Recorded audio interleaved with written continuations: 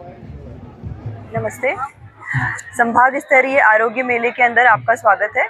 मैं डॉक्टर आयुषी निगम, प्रभारी सौंदर्य प्रसाधन काउंटर की।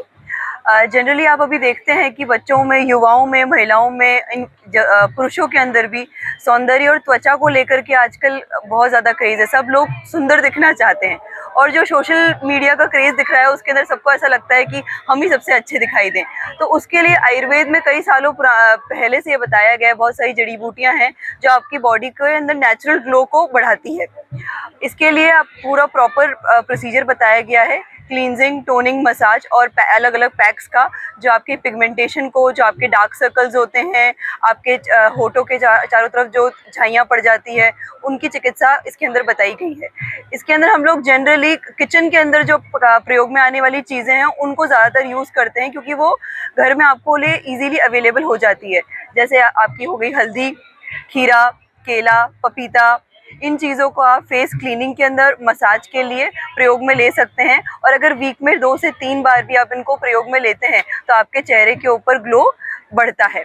इसके साथ साथ सिर्फ आपको बाहरी ही त्वचा का ध्यान रखने की ज़रूरत नहीं है।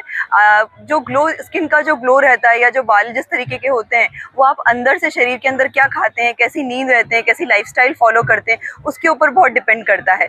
तो पर्याप्त मात्रा में नींद लें, 3 से 4 लीटर पानी रोज़ पिएँ, अच्छी ताज़ा फल सब्जियां खाएं, जंक फूड से दूर रहें। तो ये आपके बॉडी के इंटरनल और एक्सटर्नल ग्लो दोनों को बढ़ाने के अंदर लाभदायक होता है। यहाँ आरोग्य मेले के अंदर भी आपको कई तरीके के इस तरीके की थेरेपीज करवाई जा रही है। और आप घर के ऊपर भी सिंपल गुलाब जल, हल्दी और बेसन का भी प्रयोग अगर करते हैं तो उससे भी आपके चेहरे को डिटॉक्स करने में और ग्लो इंक्रीज करने में मदद करता है। अगर आपको चेहरे के नीचे के ऊपर जो झाइयाँ वगैरह आ गई हैं तो आप जो आलू होता है, उस आलू के छिलके को भी अगर आप रगड़ेंगे अपने, तो उससे भी जो डार्क सर्कल्स हैं वो कम होते हैं। अगर पिगमेंटेशन की बात है तो कच्चा दूध अगर आप काम में लेंगे, उसको अगर रोज़ रात में लगाएंगे तो पिगमेंटेशन में बहुत फ़र्क पड़ता है। एक्चुअली जब पिंपल्स की बात होती है तो पिंपल्स आपके जो ब्लड के अंदर जब टॉक्सिन्स इकट्ठे हो जाते हैं तो वो स्किन के थ्रू बाहर निकलते हैं और चेहरे के ऊपर दिखाई देते हैं, वो पिंपल्स होते हैं। तो इसके अंदर हम लोग ब्लड प्यूरिफाइंग ड्रग्स को ज़्यादातर देते हैं, जिसके अंदर मंजिष्ठा हो गई, सारिवा हो गई और लोध्र वगैरह मिला करके फेस पैक लगाते हैं।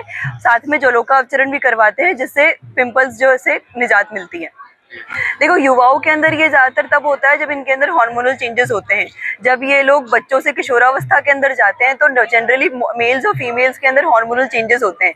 जब वो हार्मोनल चेंजेस रेगुलेट नहीं हो पाते तो वो स्किन के ऊपर दिखाई देते हैं। तो हम ऐसी दवाइयाँ देते हैं जो हार्मोन्स को भी कंट्रोल करती हैं और साथ के अंदर चेहरे पर लगाने के लिए लेप देते हैं, तो वो दोनों चीज़ें मेंटेन हो जाती हैं।